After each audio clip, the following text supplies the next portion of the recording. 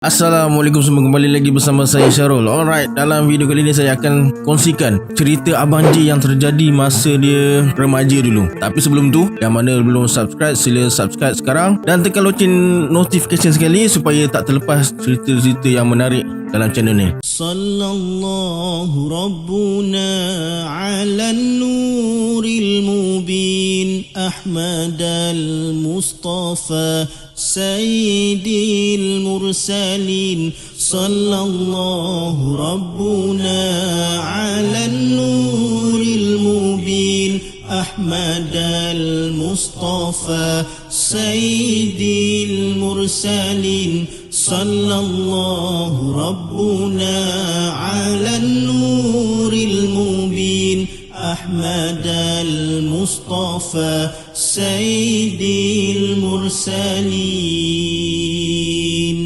Baiklah, tanpa membuang masa lagi, jom let's jump to Rabak Seram.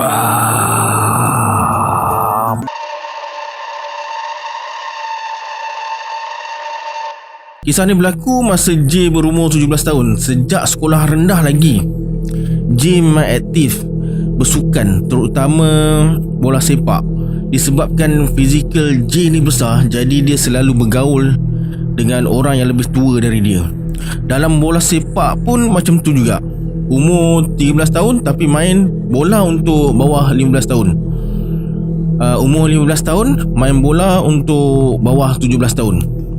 Masa J tingkatan 5, dia berkawan rapat dengan seorang gadis Cina yang juga kawan sekolah dia. Dia junior J setahun. Hubungan mereka yang rapat membuatkan kawan J bernama Hamid dan Aziz rasa cemburu. Mereka berdua lebih tua dari J dan dah bekerja. Mereka syak J ni guna ilmu pengasih. J menafikan tapi mereka tetap tak percaya. Satu hari tu, mereka ajak J pergi ke rumah seorang bomoh dekat hujung kampung. Mereka bercadang nak pergi malam Jumaat seperti yang disarankan oleh bomoh tersebut lah.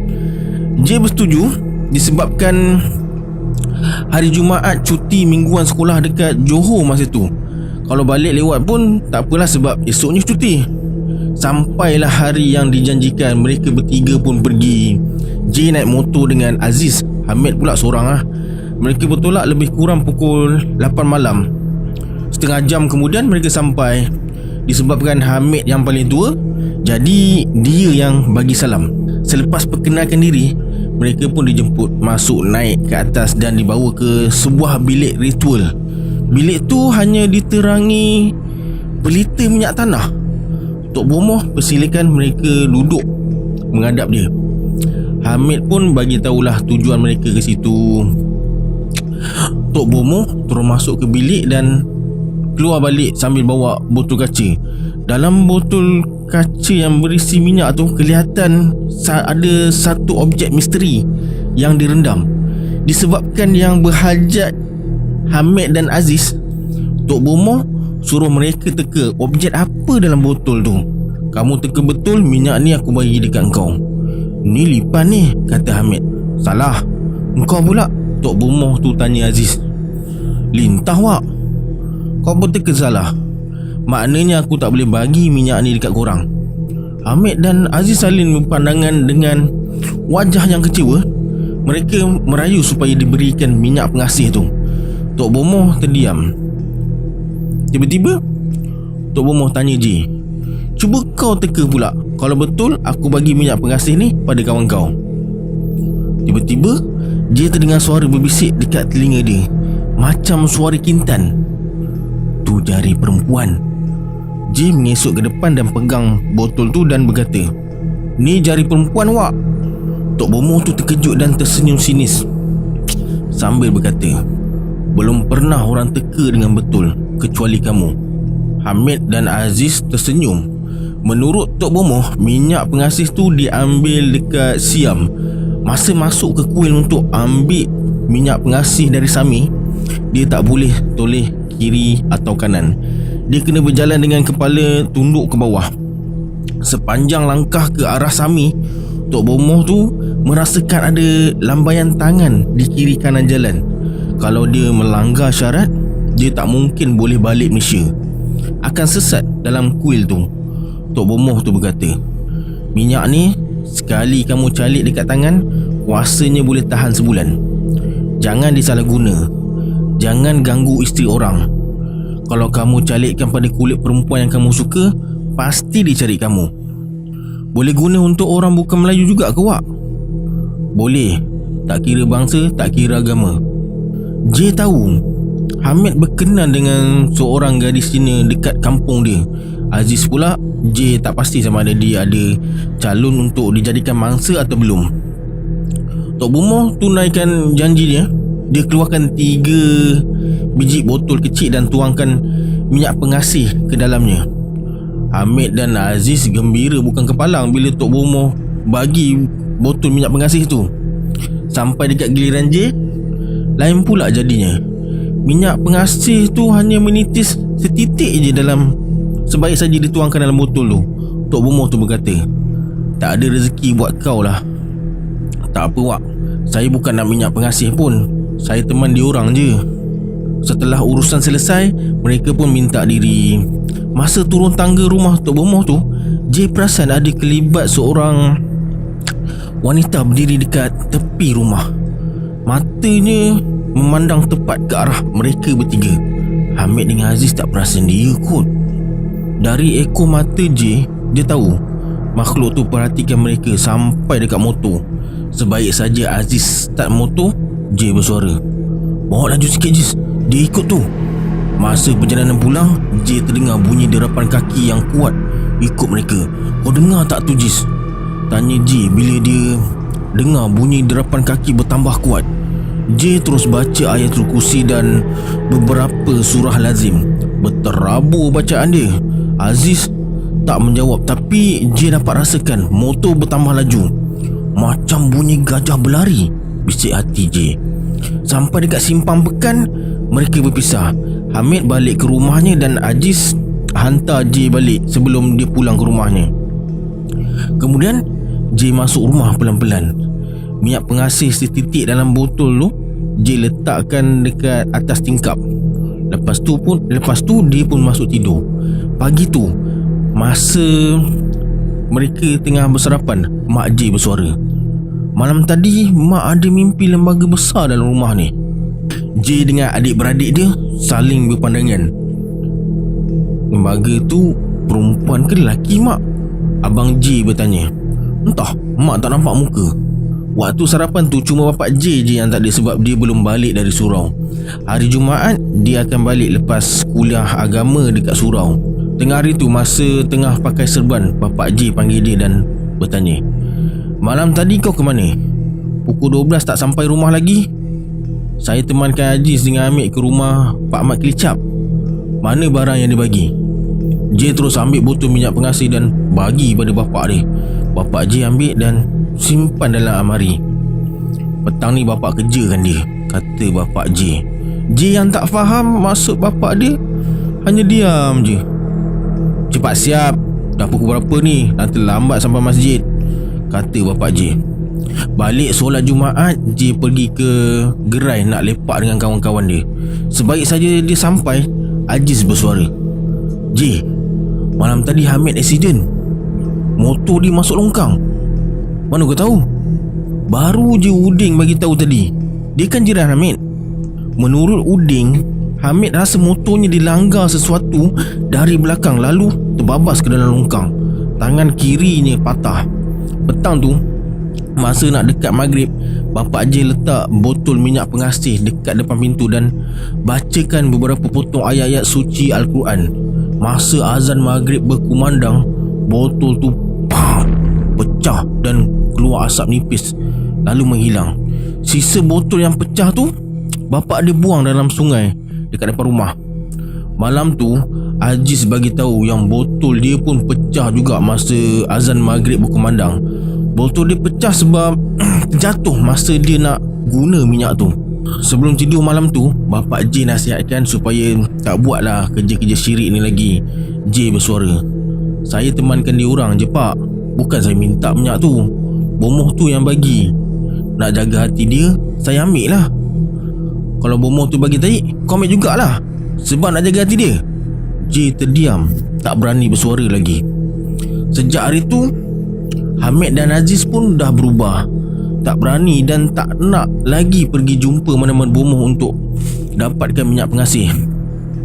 Satu hari tu dalam perjalanan pulang dari pasar malam, J berkata pada Aziz, "Jiz, kalau kau nak juga doa pengasih tu, kau mintalah dengan Wak Amba.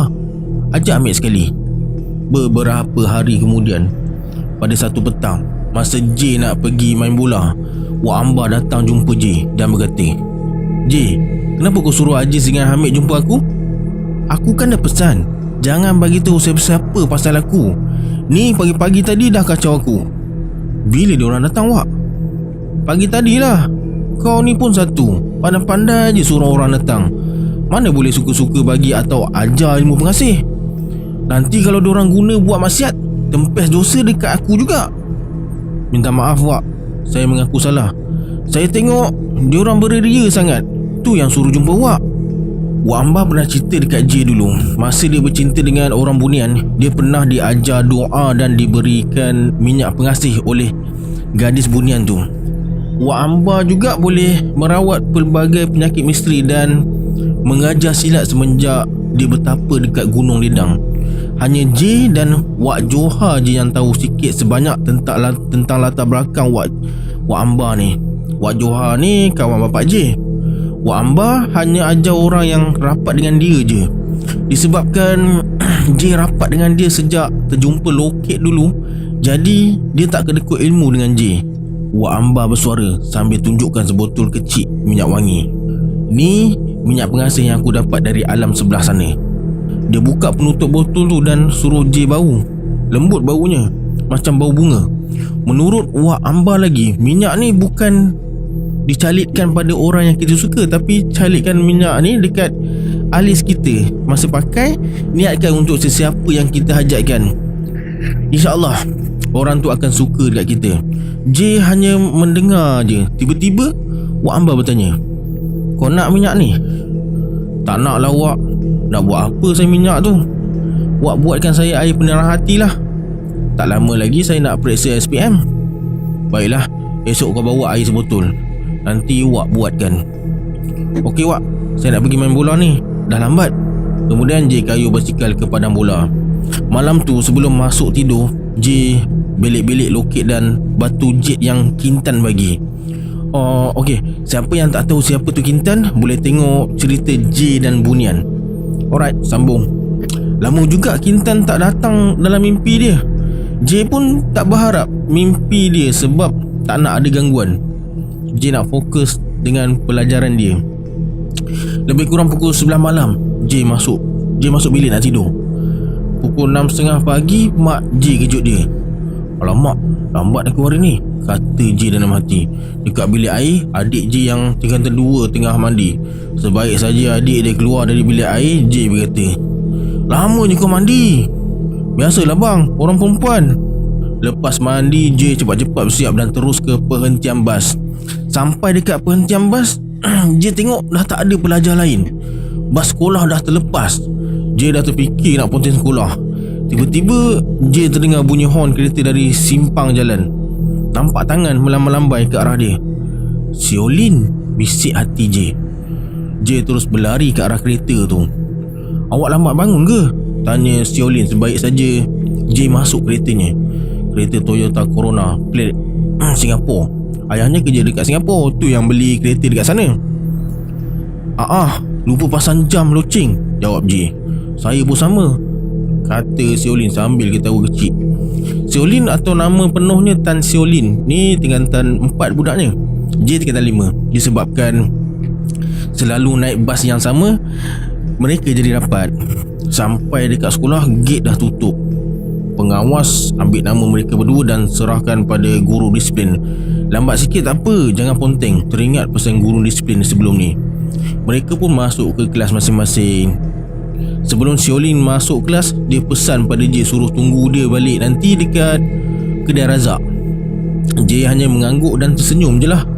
Kedai Razak tu satu-satunya minimarket yang jadi tumpuan ramai dekat Rengit masa tu. Petang tu lepas balik sekolah, J terus ke rumah Aceh. Aceh ni kawan sekolah J juga. Setiap hari lepas mandi dan makan, J akan petik kopi dekat kebun Aceh. Upahnya lebih kurang RM2.50 satu tin minyak tanah tu. J akan pastikan dapat petik 2 tin sebelum balik. Dapat upah RM5 sehari. Tapi taklah hari-hari dia petik. Seminggu dalam 4 hari je J buat kerja tu. Lepas balik petik kopi, J terus ke rumah Wak Amba. Dia bawa sekali sebotol air untuk dijampi buat air penerang hati. Mak J tak tahu. Kalau tahu, bising juga dia tu. Sebab J lebih suka buatkan air penerang hati sendiri. Doa seorang ibu tu lebih mustajab. Teringat kata-katanya beberapa tahun lalu. Sebaik saja J sampai, Wak Amba bersuara, "Dah nak maghrib baru kau sampai? Tadi saya petik kopi dulu lah Wak. Tu yang lambat." Dia pun buka tutup botol dan baca doa tertentu. Selesai baca, dia tiupkan ke mulut botol. "Ini masa minum, kau jangan lupa baca selawat 3 kali. Jangan dilangkah." Masa nak balik, J bersalam sambil hulurkan duit sikit pada Wak Amba. Tapi dia tak nak. Dia suruh J gunakan duit tu untuk belanja sekolah dia. J ucapkan terima kasih dan terus pulang. Sampai rumah dah masuk waktu maghrib. "Bapak lagi surau ni," bisik hati J bila tengok motor bapak dia dah tak ada. Lepas ulang kaji pelajaran malam tu, bapak J panggil dia dan bersuara, "Kau nak jalan-jalan rumah Wak Amba tu bapak tak kisah. Tapi kalau dia bagi apa-apa barang, jangan ambil." "Baik pak. Bukan apa, kau tu budak-budak lagi, tak tahu apa-apa. Nanti kalau jadi apa-apa dekat kau, bapak juga yang susah. Wak Amba tu belajar dengan orang gunung. Kau dalami ilmu tauhid dulu, baru belajar yang lain," kata bapak J sambil buka kitab kuning dia. J hanya mengangguk perlahan. Kemudian mak J suruh dia masuk tidur. Takut dia bangun lambat besok pagi. Lepas peluk cium mak dia dan ucapkan selamat malam, J pun masuk tidur. J terjaga bila dia terdengar suara mak dia panggil bapak dia. Ngah, rasanya dah nak keluar bayi ni. Panggillah Mak Tok datang." Mak Tok ni bomoh merangkap bidan kampung. Bapak J bergegas turun dan menuju ke rumah Mak Tok. Rumah Mak Tok ni selang satu rumah je dengan rumah J. Tak lama kemudian, bapak J balik dengan wajah yang cemas. "Mak Tok tak ada. Dia pergi rumah adik dia dekat Pagan," katanya. J terus teringat dekat Wak Amba. "Bapak, cuba bapak pergi rumah Wak Amba. Mana tahu dia boleh tolong." Bapak J terus capai motor dan terus ke rumah Wak Amba. Tak lama kemudian, bapak J balik dengan Wak Amba. J tengok jam dah baru pukul 3 pagi. Wak Amba ambil wuduk dan terus berteleku kejap atas sejadah. Berteleku tu macam ni, berteleku atas sejadah. Okey, InsyaAllah. Lepas tu dia berkata, "InsyaAllah kejap lagi ada bidan datang." J tengok mak dia tengah tahan sakit nak bersalin. Tiba-tiba, "Assalamualaikum." Terdengar suara orang perempuan bagi salam. Bapak J jawab salam sambil buka pintu. Kelihatan 2 orang perempuan ada dekat bawah. Bapak J pelawa perempuan tu naik. Dia datang dengan seorang gadis muda. "Anak dia kot," kata J dalam hati. "Aku macam pernah ternampak lah makcik ni, tapi lupa dekat mana." Perempuan tu terus masuk bilik Mak J. Terdengarlah bacaan ayat-ayat suci Al-Quran beserta dengan doa. Tak lama kemudian terdengar bayi menangis. "Mak kau dah selamat bersalin," kata Wak Amba sambil tersenyum. Selesai urusan, perempuan tu dengan anaknya minta izin untuk pulang. Bapak J ucapkan terima kasih dan bertanyakan upah. Perempuan tu hanya menggelengkan kepala tanda tak perlu upah. Masa nak turun tu, anaknya berselisih dengan J dan berbisik perlahan, "Saya kintan lah." Terkejut J. Dia tersenyum sebelum melangkah pergi. Mulut J macam terkunci. Terkejut dan tak sangka dia kintan.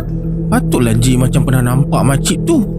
J teringat masa di Pelawa minum dan makan buah-buahan masa dia hilang dulu. Kintan pun dah dewasa juga. Bapak J bersuara, "Kau tengok mak kau tu. Bapa nak hantar Wak Amba balik." J terus masuk ke bilik mak dia dan tanya jantina adik dia. "Alhamdulillah kau dapat adik lelaki," kata mak J. J terus cium adik lelaki dia yang baru lahir tu. Tak lama kemudian kedengaran bunyi motor. Bapak J balik. Mak J bertanya, "Siapa perempuan tadi ngah?" "Entah." Abang tanya Wak Amba pun dia tak nak bagi tahu. Yang penting semua selamat. Kemudian bapak J suruh dia masuk tidur balik sebab baru pukul 4.30 pagi. Nanti pukul 6 bapak dia kejut. J pun masuk bilik dan cuba lelapkan mata, tapi tak boleh. Masih jelas terbayang senyuman Kintan tadi. Sudah kacau ni. Entah pukul berapa J terlelap, dia pun tak tahu. Sedar dari tidur bila bapak dia kejutkan dia. Rasa macam sekejap je baru tidur. Lepas siap mandi dan bersiap, J terus ke penghentian bas. Alhamdulillah, ramai lagi pelajar dekat situ. Ini bermakna bas sekolah belum sampai lagi. Balik sekolah nanti nak jumpa Wak Ambah lah, kata J dalam hati. Petang tu, lepas balik sekolah, J tak petik kopi macam biasa. Dia terus ke rumah Wak Ambah. Sampai dekat rumah dia, J tengok dia tengah leka main gitar sambil bagi kucing-kucing dia makan. Wak Ambah pandang J, acuh tak acuh je sebaik je dia perasan J sampai. Assalamualaikum Wak. Dia jawab salam dan berhenti main gitar. Wak Ambah bersuara, kau tak petik kopi hari ni? Tak, ni datang nak tanya sikit lah Wak. Malam tadi tu siapa yang jadi bidan Wak? Wak Ambah hisap rokoknya perlahan sambil pandang tepat ke wajah J dan berkata, perlu ke kau tahu? Bapak kau tanya pun aku tak bagi tahu. Yang penting dengan izin Allah, semua selamat. Mak engkau selamat, adik engkau selamat, aku selamat sampai rumah, bapak kau pun selamat sampai rumah. Penting buat saya sebab perempuan yang seorang tu Kintan. Ini bermakna orang Bunian yang jadi bidan malam tadi tu, dialah yang bagi batu jet tu pada saya. Wak Ambah macam terkejut bila J sebut nama Kintan. Akhirnya dia mengalah dan berterus terang pada J. Wak Ambah diberikan kebolehan untuk panggil dan minta pertolongan dari pihak alam gaib kalau terdesak. Selagi boleh dapatkan pertolongan dari pihak alam nyata, pihak sana tak akan membantu. Ini berdasarkan perjanjian Wak Ambah dengan penghulu kampung Bunian tu. Mereka buat perjanjian ni berdasarkan ayat-ayat Al-Quran yang mana melarang manusia minta pertolongan dari jin dan golongan sejenisnya. Jadi untuk kebaikan Wak Ambah, penghulu Bunian menetapkan hanya akan membantu bila terdesak je. Menurut Wak Ambah, orang Bunian yang dia kawan ni tinggi ilmu agamanya. Dia tahu mana yang halal dan yang haram, mana agama benarkan, mana yang dilarang. Wak Ambah pun bukan minta pertolongan dengan dia, berdoa dengan Allah supaya datang pertolongan. Alhamdulillah, terbuka hati orang Bunian tu untuk datang bantu Mak J. J berpuas hati dengan penerangan Wak Ambah tu. Bukan apa, J risau kalau orang Bunian tu minta yang bukan-bukan sebagai balasan. Wak Ambah bersuara, kau jangan takut, dia takkan minta apa-apa dari kita. Kalau Bunian kafir mungkin, yang ni Wak yakin 100%. Menurut Wak Ambah lagi, dia mula mendaki Gunung Ledang sejak remaja lagi. Pada mulanya sekadar nak menikmati pemandangan air terjun dan sekitar kawasan kaki Gunung Ledang tu. Hinggalah satu hari tu, dia ternampak satu kawasan yang sangat bersih dan cantik berhampiran air terjun Gunung Ledang tu. Dia masuk ke kawasan tu dan duduk berehat sambil bersandar pada sebatang pokok. Kemudian Wak Ambah disapa oleh seorang lelaki tua bersama seorang perempuan tua. Wak Ambah terkejutlah sebab mustahil ada orang tinggal dekat kawasan tu. Orang tua tu bagi tahu Wak Ambah yang tu adalah perkampungan mereka. Wak Ambah tak sedar yang berbual dengannya adalah orang Bunian. Kemudian Wak Ambah dipelawa ke rumah mereka. Sampai di rumahnya, dia diperkenalkan kepada ahli keluarga mereka dan dijamu dengan air dan buah-buahan. Masa itulah dia terpandang anak gadis Bunian lalu jatuh hati. Bila J dengar ceritanya, J terfikir dekat nak sama dengan apa yang dia alami dulu. Dalam ceritanya juga, Wak Ambah tak tahu yang dia dah 3 hari hilang. Rasanya baru 2 jam je berbual dengan orang tua tu. Hinggalah satu ketika dia terdengar bacaan ayat-ayat suci Al-Quran dan azan. Tak semena-mena orang tua tu bawa dia turun dan hantar ke tempat mereka mula-mula jumpa tadi. Saat itu jugalah orang tua tu hilang sekelip mata. Wak Ambah seperti orang kebingungan. Lepas tu dia terdengar bunyi salakan anjing dan tak lama kemudian terlihat beberapa anggota polis hutan menghampirinya. Ketika itulah baru dia tahu yang dia dah 3 hari hilang. di kaki Gunung Ledang tu. Lepas kejadian tu, dia kerap bermimpi dan akan ke Gunung Ledang bila diundang.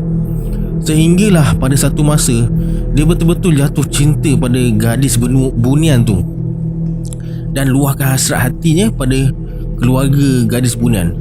Mereka tak membantah dan akan mengizinkan setelah Wak Amba dapat restu dari ibu dia.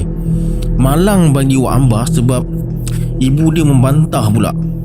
Kemudian Wak Amba jumpalah keluarga bunian dan bagi tahu mereka tentang ibunya yang tak bersetuju. Jadi hajatnya tak nak menikah terpaksa dibatalkan. Melihat atas kesungguhan dan keikhlasan Wak Amba, mereka jadikan Wak Amba ni sebagai keluarga angkat mereka. Wak Amba dibenarkan masuk ke perkampungan mereka bila-bila masa je. Cuma dia tak dibenarkan bawa keluar apa-apa barang dari kampung tu tanpa kebenaran. Penghulu bunian hadiahkan minyak pengasih supaya Wak Amba boleh pikat gadis alam nyata untuk mengubati hatinya yang kecewa. Ternyata Wak Amba setia dengan cintanya. Dia tak gunakan minyak tu untuk pikat sesiapa. Dia berkahwin dengan sepupunya sendiri pun atas kehendak ibunya. Tapi jodohnya tak panjang.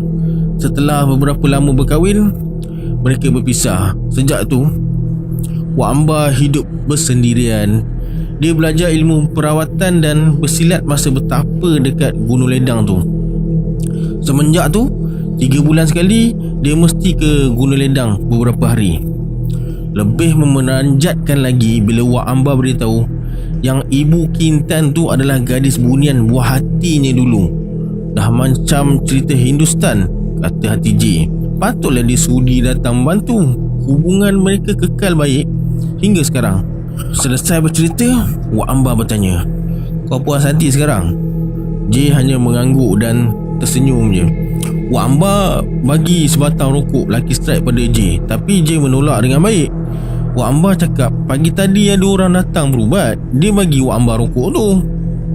Wak mana isap rokok tu? Dia suruh J bawa balik lah, bagi dekat bapak dia. Dekat pukul 5 petang, J minta diri sebab nak pergi main bola. Lepas solat asar, J terus ke padang bola. Masa dia tengah sarung kasut boot kawan dia bernama Doyok Teguh. Boot baru nampak. J hanya tersengih sambil berkata, "Ni aku kirim dekat Leong, beli kat Woodlands. Sana kan murah." Sambil ikat boot Adidas La Plata 13 start tu. Petang tu ada pemilihan pemain untuk Liga Pontian. Alhamdulillah, J terpilih.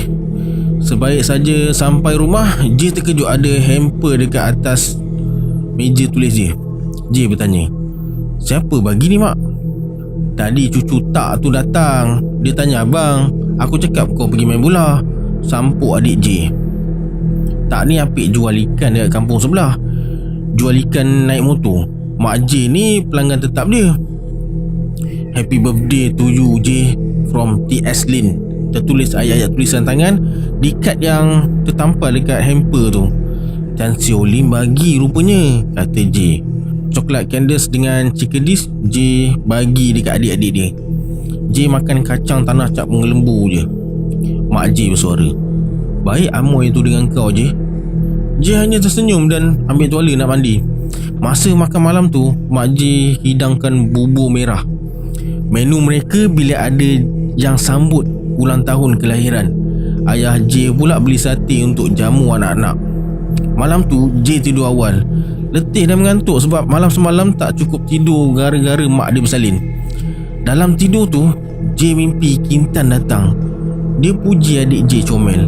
Dalam mimpi tu J tak bercakap, hanya tersenyum je. Sebelum beredar, dia ucapkan selamat hari jadi dan berpesan supaya jadi anak yang baik. J tersedar bila terdengar dinding bilik dia diketuk kuat dari luar rumah. Bam bam bam bam bam. Bapak lah ni. J tahu sangatlah perangai bapak dia. Bila jam loceng tak berbunyi tapi J belum bangun, dia akan buat macam tu sebelum pergi solat dekat surau. Ketuk dinding kuat-kuat. Bila J buka tingkap, tanda dia dah bangun, baru bapak dia pergi surau. Sebelum pukul 6.20, J dah ada dekat Pentian Bas. Dia keluar awal sebab ada kerja sekolah yang belum disiap. J tunggu bas sekolah pertama. ada 3 buah bas setiap pagi. Bas pertama pukul 6.30, bas kedua pukul 6.45 dan bas ketiga pukul 7 pagi.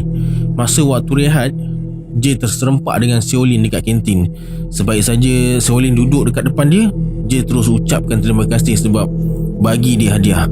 Sama-sama J, awak tak makan ke? Tanya Seolin bila dia nampak J cuma minum air sirap je. Dia keluarkan 2 bungkus roti kelapa, 1 dia bagi dekat J. Makanlah, nanti perut masuk angin susah, katanya. Orang bagi, J pun makanlah, rezeki. Sebelum beredar, lepas loceng sekolah berbunyi, J bertanya, birthday awak bila Seolin? Bulan depan, jawabnya sambil tersenyum dan berjalan laju ke kelasnya. Balik sekolah, lepas mandi dan makan, J ke rumah Aceh nak petik kopi. Aceh bertanya, semalam kenapa tak datang? Sorry lah, semalam aku letih sebab tak cukup tidur. J terus ikut Aceh ke kebunnya. Petang tu, J dapat kutip 3 tin baru dia nak balik. Kopi belum cukup masak pun dia petik juga biar cepat penuh tin tu sebab nak ganti semalam tak datang. Aceh bersuara bila dalam tin J banyak kopi yang belum cukup masak. Patutlah cepat penuh tin kau. Kopi belum masak pun kau petik. Sorry Aceh, aku tak perasan. Nanti bapak aku bising ni kalau dia tahu. J yang rasa bersalah diam je. Nah upah kau, esok petik yang betul-betul masak ya J, katanya sambil hulurkan upah sebanyak RM7.50 pada J. Baik J, sorry ya. Balik dari rumah Aceh, J terserempak dengan Udin, jiran Wak Amba. Udin bersuara, J, ya Udin, ada apa? Jom pergi rumah Wak Amba. Ada 4 orang lelaki tengah bertekak dengan dia. J pun ikut Udin dari belakang dengan basikal dia. Sampai dekat rumah Wak Amba, J tengok Wak Amba tengah ditenangkan oleh jiran-jiran dia yang lain. Wak Amba bersuara, kenapa korang tiba-tiba nak marah aku? Bukan aku yang bawa lari bini kau. Aku tahu kau lah yang bagi minyak berkasih pada Karim sampai bini aku lari ikut dia.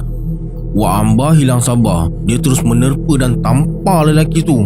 Melihat kawannya dipukul, ketiga-tiga lelaki tu serentak cuba serang Wak Amba.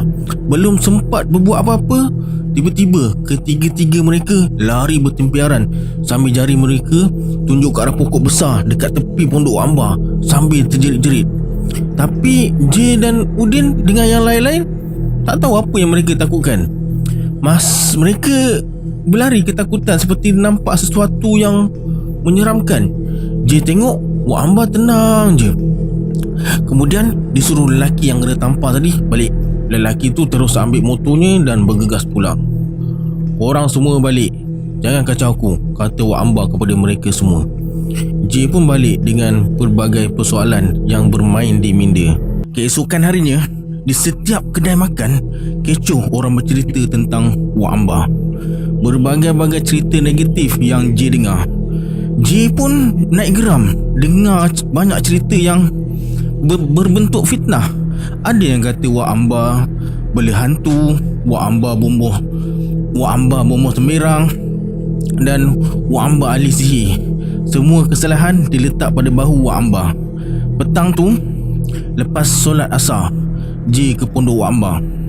J belanja Wak Amba ABC dengan mi bandung guna duit upah petik kopi tu. Alhamdulillah, adalah upah sebanyak RM40 petik kopi selama 8 hari. Sampai dekat pondok Wak Amba tengah bakar sampah. J bagi salam dan terus duduk dekat pangkin tepi pondok dia. Lepas jawab salam, Wak Amba bertanya, kau bawa apa tu? ABC dengan mi bandung Wak. Dia terus masuk ambil 2 mangkuk sudu dengan garpu. ABC ni kau minum. Wak tak boleh minum sejuk sangat. Setakat teh ais boleh lagi, katanya. Sambil makan tu mereka berborak macam biasa. J sengaja tak nak buka cerita pasal pergaduhan semalam. Dia nak Wak Amba sendiri yang buka cerita. Lepas makan barulah dia bercerita. J hulurkan rokok daun dan tembakau. Wak Amba bersuara, banyak duit kau beli mi, ABC dan rokok ni lagi. Duit upah petik kopi Wak. Rokok dan tembakau ni bapak saya suruh bagi kalau saya kemari. Oh, okey, terima kasih. Wak Amba marah betul dengan lelaki bernama Karim tu. Dia bagi Karim minyak pengasih sebab Karim cakap dia berkenan dengan seorang gadis kampung sebelah dan bercadang nak berkahwin dengan dia.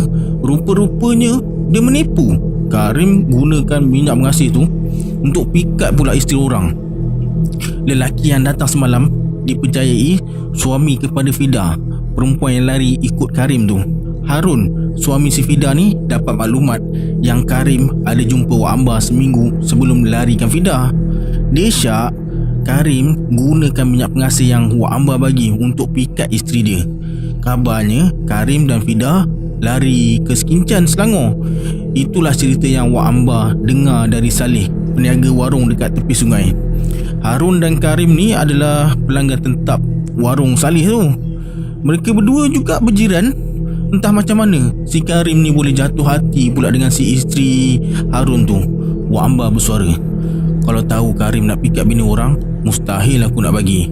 Kau tengoklah nanti, hidup Karim pasti tak selamat.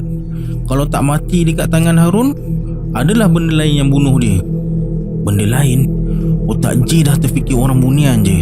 Siapa lagi yang Wak Amba maksudkan kalau bukan bunian? J biarkan Wak Amba luahkan isi hatinya. J langsung tak menyampuk. Hinggalah Wak Amba bertanya pendapat J. "Kalau kau jadi aku, apa kau buat?" "Saya ni budak lagi, Wak. Mana dah saya tahu. Cuma pada saya memang patut Wak tampar Pakcik Harun tu. Sebab pada saya dia tak hormat Wak. Dia boleh cakap elok-elok apa. Wak, dah terlanjur cerita ni. Wak bagi tahulah apa yang kawan Pakcik Harun nampak sampai lari lintang pungkang semalam. Diorang nampak makhluk sebesar pokok ru. Tu yang lari tak cukup tanah." Wak Amba cakap dia tak panggil pun sahabat dia dekat alam sana yang datang. Kalau dia dalam keadaan bahaya, pasti mereka datang membantu. J berkata, "Sebesar pokok ru, hantu raya ke, Wak? Kepala otak kau. Bunian tak sama dengan hantu raya lah, bodoh." Setepik J kena bodoh petang tu. Nasib baik orang tua. Nak je aku rembat, bisik hati J. J diam je, tahan geram sebab Wak Amba kata dia bodoh. Sedangkan yang J tahu, kalau besar macam pokok ru tu, hantu raya. Wak Amba bersuara lagi, 2-3 hari lagi aku nak ke Gunung Ledang. Kau nak ikut? Minggu depan saya dah mula periksa SPM lah, Wak. Lepas periksa boleh lah. Kau marah ke aku cakap bodoh dekat kau tadi? J hanya menoleh ke arah dia tanpa menjawab. Kemudian Wak Amba datang dan tepuk bahu J. "Jangan ambil hati. Kadang-kadang bila kita marah, kita tak dapat kawal perasaan. Masa tu kita pun main sebut je apa kita nak sebut." Sebelum maghrib, J dah balik rumah. Sebaik saja J masuk ke rumah, adik perempuan dia cakap tadi Doyok datang penyambut dia sebab ada game petang tu dekat Rengit. Esok dia pulangkan. J dan Doyok ni berkawan baik. Dia main bola sebagai last man dan J pula sebagai stopper. Hari ni tim Rengit panggil dia main. Kadang-kadang mereka berdua dipanggil bermain untuk tim lain-lain mungkin. Satu perlawanan dibayar RM50. Kalau menang akan ditambah lagi RM30. Malam tu, lepas solat isyak, Bapak J panggil menghadap. Dekat depannya ada sebotol air. Bapak J bersuara, "Kau minum air penerang hati dan rukiah ni. Biar kau ingat balik apa yang cikgu ajar. InsyaAllah air ni juga boleh buang unsur-unsur negatif dalam badan. Air ni Bapak minta dari Kiai Haji Kamari dekat Parit Raja. Nanti bila dah habis SPM, Bapak hantar kau belajar dengan dia. Belajar agama dan ilmu kebatinan." J pun minum secawan masa tu juga. Bapak J ni memang menitik beratkan hal-hal yang berkaitan dengan akidah. Sebab tu walaupun J baik dengan Wak Amba, dia larang belajar apa-apa sebelum merujuk pada bapak dia. Selepas berbual, J pun masuk bilik nak tidur. Sebelum tidur, J baca mentera untuk panggil Kintan datang dalam mimpi. Mentera tu diajar oleh Wak Amba dalam bahasa Suryani. J cuma nak tahu menjadi atau tak mentera tu. Memang menjadi mentera yang Wak Amba ajar tu. Malam tu, Kintan datang dalam mimpi dengan 2 orang kawan dia. Semua perempuan berpakaian serba putih. Hanya Kintan yang berpakaian macam ahli silat. Dekat sanggul rambut Kintan terselit senjata seperti badik kecil. Kintan bagi tahu dia baru balik belajar silat. Kawan-kawan dia teman je. Kintan bertanya kenapa panggil dia datang. J bagi tahu yang dia nak tahu siapa yang menjelma jadi makhluk sebesar pokok ru dekat pondok Wak Amba tu. Kintan cakap yang menjelma tu adalah pendamping atau pengawal Wak Amba. Makhluk tu tinggal dekat Gunung Ledang dan pendamping Wak Amba tu ialah saudara kandung ibunya. Wak Amba dah dianggap keluarga oleh masyarakat Bunian dekat kaki Gunung Ledang tu. Dekat kaki Gunung Ledang tu pula ada banyak perkampungan Bunian, dan setiap perkampungan ada penghulunya sendiri. Hanya sebilangan kecil je yang dapat berjumpa puteri Gunung Ledang. Kebanyakannya tertipu dengan jin yang menyamar jadi puteri Gunung Ledang. Menurut Kintan lagi, kalau J nak jumpa puteri Gunung Ledang, dia boleh aturkan pertemuan tu, sebab ayah Kintan selalu berhubung dengan puteri Gunung Ledang. Setiap bulan, penghulu perkampungan Bunian akan berkumpul dan bermusyawarah dengan puteri Gunung Ledang. Selepas berbual panjang, Kintan pun minta diri untuk pulang. InsyaAllah kita akan jumpa nanti, katanya sebelum mengucap salam. Bila J tersedar, dah terdengar alunan bacaan suci Al-Quran dari surau kampung dia. Dah nak masuk waktu subuh, kata J dalam hati. Pagi tu masa J tengah pakai kasut sekolah, bapak J pesan nanti lepas balik sekolah dia suruh J pergi rumah Cikgu Wahab, jemput dia datang ke rumah malam esok nak buat kenduri doa selamat. Kemudian J pun bergerak menuju ke perhentian bas. Sampai dekat perhentian bas, J tengok ramai pelajar berkumpul. Doyot bersuara, bas first trip tak sampai lagi. Tu yang ramai J. Biasanya second trip tak ramai macam pagi ni. Buk kau, petang ni aku pulang kan? J hanya mengangguk. Tak lama kemudian bas sekolah sampai, tapi J tak dibenarkan naik. First come first serve, kata driver bas sekolah tu. Bas penuh sesak. Doyot pun bergayut dekat pintu bas. Lambat aku macam ni. Tak lama kemudian sebuah bas lagi sampai, tapi bila J tahan, dia tak nak berhenti. Penuh juga. Ini bermakna pagi tu hanya 2 buah bas sekolah je yang beroperasi. Masa J melangkah nak pulang ke rumah, terdengar bunyi horn motosikal. Bila J toleh, Siolin melambaikan tangan. J, awak balik ambil helmet, naik motor dengan saya, katanya. Dia bawa motor Honda Frame abang dia. Sampai rumah, J tengok helmet tak ada. Sudahnya topi bekerja kontraktor yang warna kuning tu J pakai. Awak bawa lah, takkan saya bawa, kata Siolin bila J duduk belakang. Mereka ikut jalan Sri Ladang, tak ikut jalan tampuk ke Sekolah Rengit. Jalan Sri Ladang ni kira jalan alternatif yang boleh tembus hingga ke Parit Raja dan Batu Pahat. Alhamdulillah sempat sampai sekolah sebelum loceng berbunyi. Sebelum masuk ke kawasan sekolah, Siolin berkata, J, nanti balik tunggu saya dekat kedai Ali Nasi Ayam. Saya belanja awak makan. J hanya mengangguk tanda setuju. Balik sekolah tu seperti yang dijanjikan, Siolin belanja makan dekat Ali Nasi Ayam.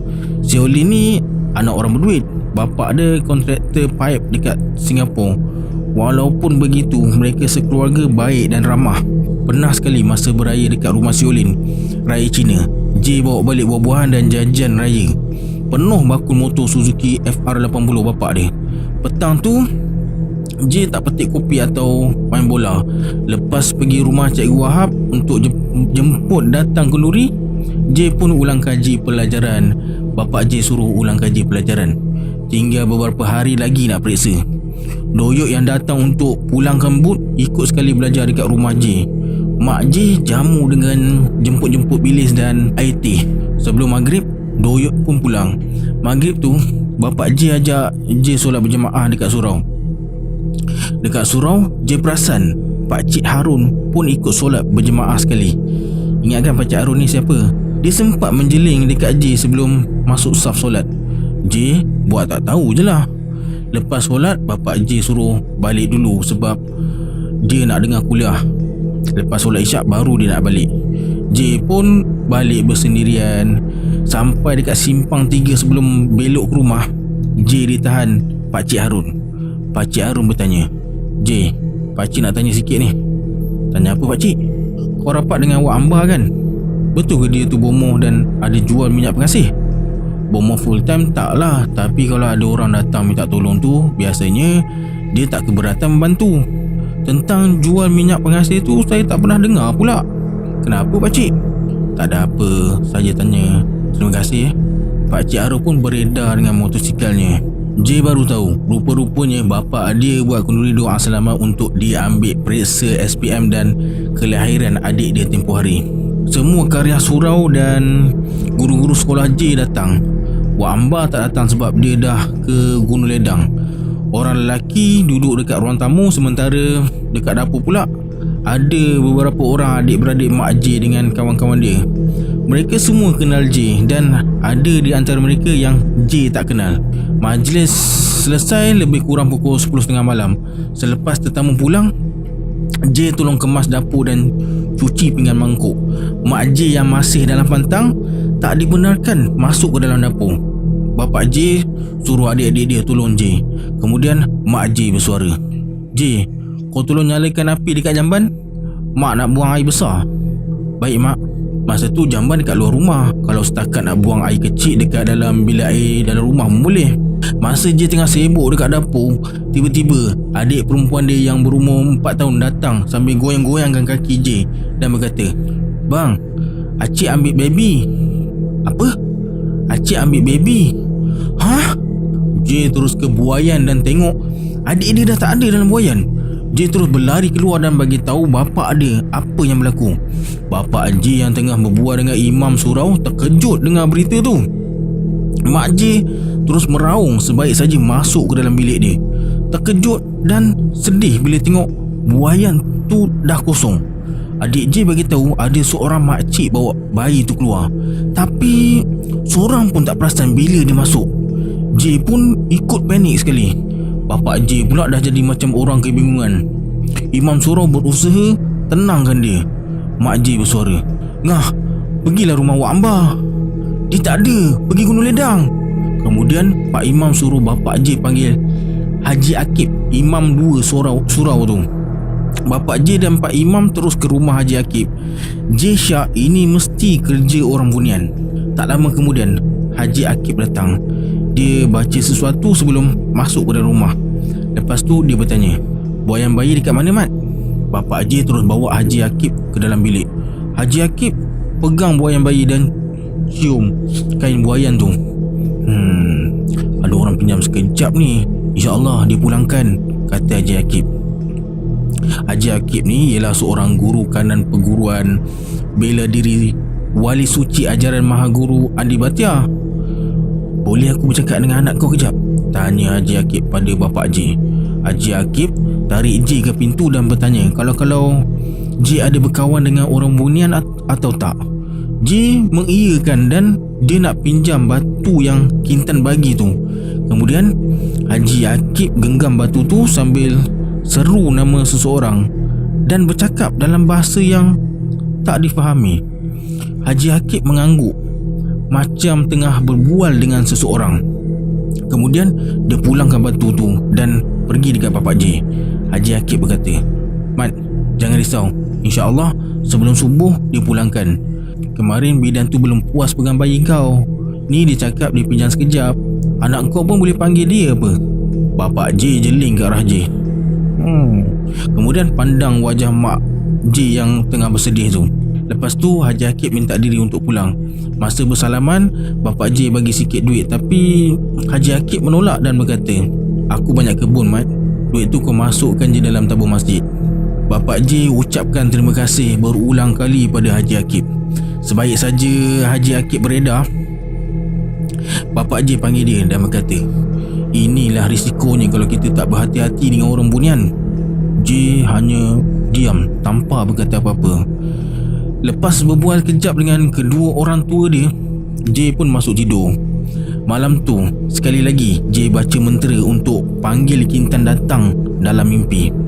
Kali ni Kintan datang dengan ibu dia. J tengok Kintan tengah kendong adik dia sambil menciumnya berulang kali. J cuba panggil adik dia tapi suara tak boleh nak terkeluar. Kintan cakap akan pulangkan adik J sebelum subuh dan jangan risau, adik dia dalam keadaan yang selamat. Kintan beritahu juga yang Haji Akib tu ialah adik ipar ibu dia. Haji Akib berkahwin dengan makciknya sejak Kintan masih kecil lagi. Kemudian ibu Kintan datang dekat J dan minta maaf sebab buat J sekeluarga risau. Dalam mimpi tu J hanya menganggukkan kepala je. Tak lama kemudian mereka minta diri untuk beredar. Kintan melambaikan tangan sambil tersenyum selepas mengucapkan salam. Mereka berbalas senyuman. J perasan adik dia dipakaikan dengan gelang benang dekat tangan sebelah kanan. Alhamdulillah, Alhamdulillah. Ngah, baby dah ada. Suara Mak J yang kuat buat dia terjaga dari tidur. Masa tu bapak J tengah ambil wuduk. Adik-adik yang lain pun ikut terjaga sekali. Bapak J terus meluru ke bilik dan dukung adik dia. Ketika itu juga terdengar laungan azan subuh dari surau berdekatan.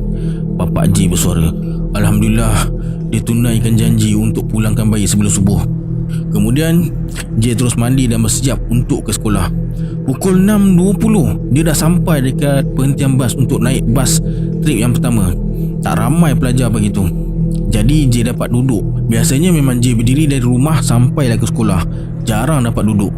Sampai dekat pintu kelas, seorang pelajar tingkatan 4 panggil J. Chan Meme tertulis dekat name tag dia. Dia bertanya, awak J kan? Ya, kenapa Meh? Si Olin jatuh motor lepas hantar awak balik kemarin. Teruk ke? Mei kata tak serius sangat, cuma lengan kanan si Olin luka teruk sebab terseret atas jalan. Balik sekolah tu, J terus ke rumah Doyot pinjam motor dia nak ke rumah si Olin. Bapak J tak balik lagi, jadi dia tak ada kenderaan nak ke sana. Lebih kurang 10 minit J sampailah ke rumah si Olin. Anjingnya yang bernama Lucy menyalak kecil. Sebaik saja J turun dari motor, Lucy menyalak seolah-olah ajak J ikut dia ke dalam rumah. Ibu si Olin pelawat J masuk bila nampak dia berdiri dekat depan pintu. J tengok si Olin tersenyum sebaik saja J masuk ke dalam rumah. Ibunya minta izin ke dapur untuk buat air. Si Olin cakap dia terjatuh bila cuba elak 2 orang perempuan yang tiba-tiba melintas beberapa meter dari rumah Wak Amba. Masa dia cuba bangun lepas jatuh tu, dia perasan salah seorang perempuan tu tersenyum tanpa datang tolong dia. Toleh kali kedua, mereka dah tak ada. J terdiam sekejap sambil cuba fikir kaitan antara perkara yang jadi dengan dia. Tak lama kemudian, Ibu Solin datang pelawat J minum. J yang memang dahaga terus J minum. Kemudian ibunya masuk semula ke dapur dan biarkan mereka berdua berbual. Selepas hampir sejam melawat si Olin, J pun pulang.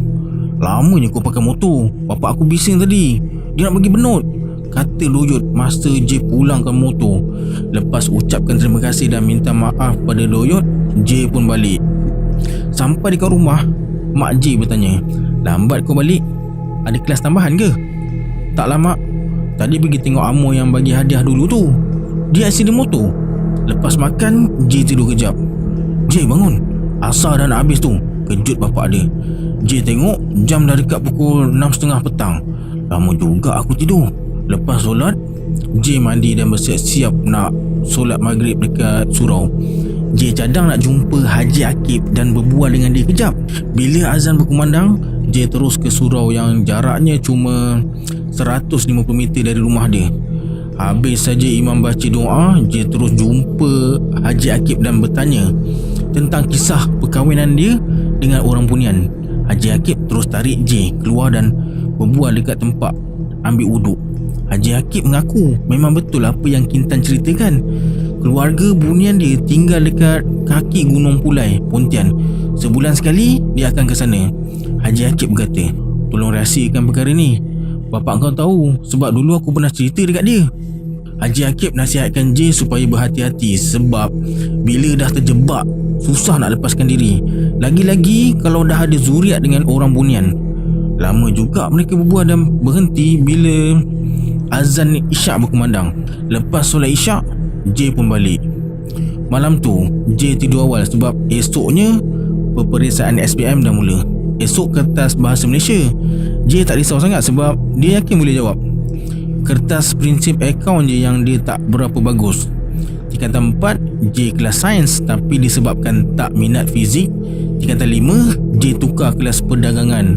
Bising bapak J bila dia tahu. Esok pagi bas sekolah tak ramai pelajar. Semua bercuti sebab kelas digunakan sebagai dewan peperiksaan. Kantin pun tutup. Setiap hari kena bawa bekal sendiri. Begitulah rutin J sepanjang minggu peperiksaan tu. Terasa lega bila dah habis periksa. Setiap hari J pergi petik kopi dekat kebun Aceh. Sejak habis periksa tu, seminggu 6 hari bekerja. Satu hari J pastikan dapat 4 tin. Dia cadang nak simpan duit tu untuk buat bekal merantau nanti. Masa J dekat kedai basikal, dia terserempak dengan Uding. Uding berkata, "J, Wak Ambak dah balik." "Bila dia balik?" "Aku tengok tingkap pondok dia terbuka tadi." Lepas siap tambal tayar basikal, J terus ke rumah Wak Amba.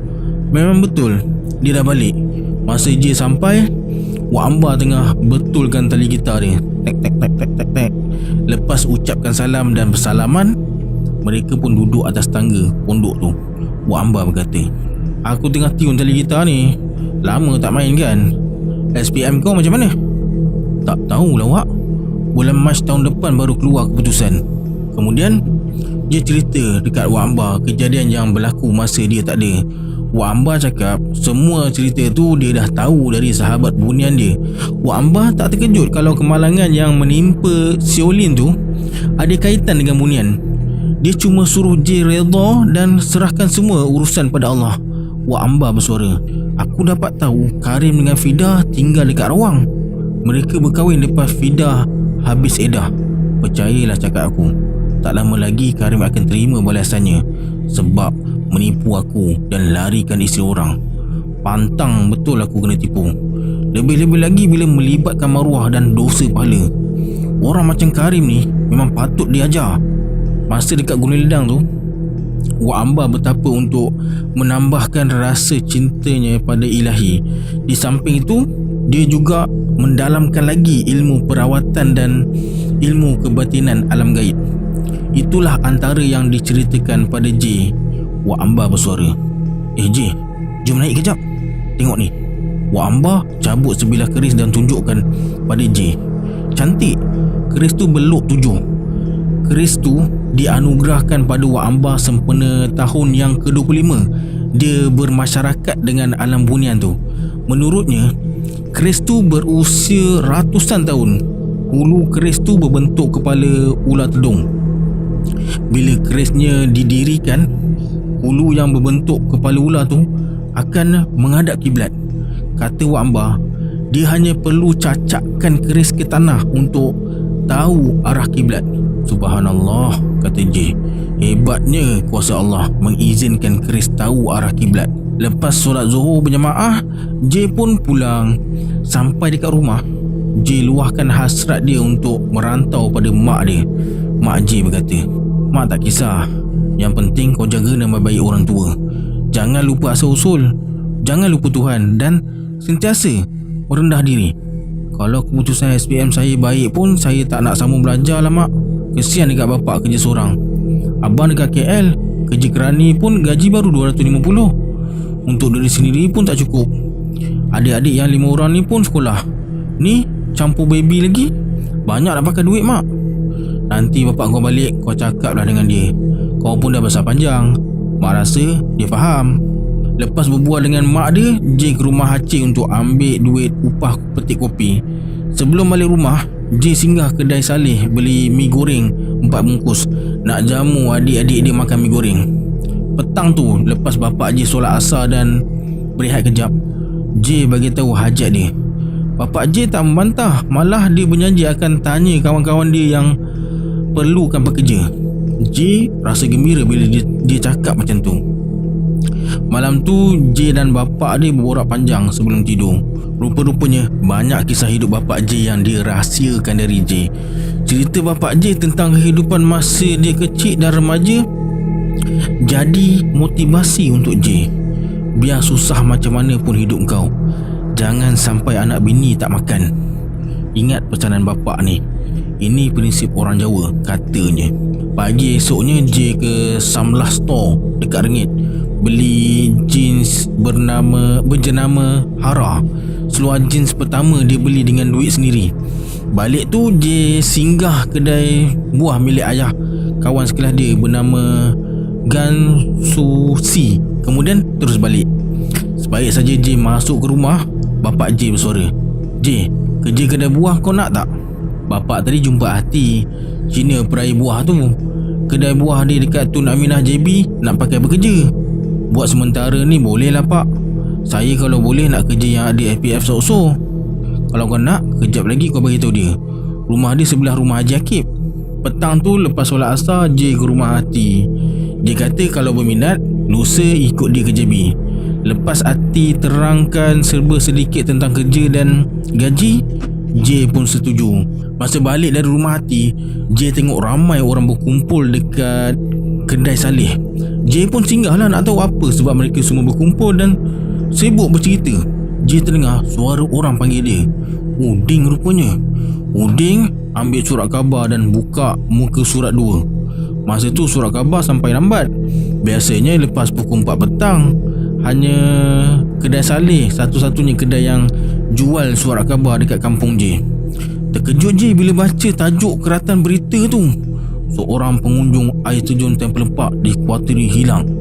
Menurut apa yang disiarkan, lelaki yang hilang tu bernama Karim dan berasal dari kampung J ni.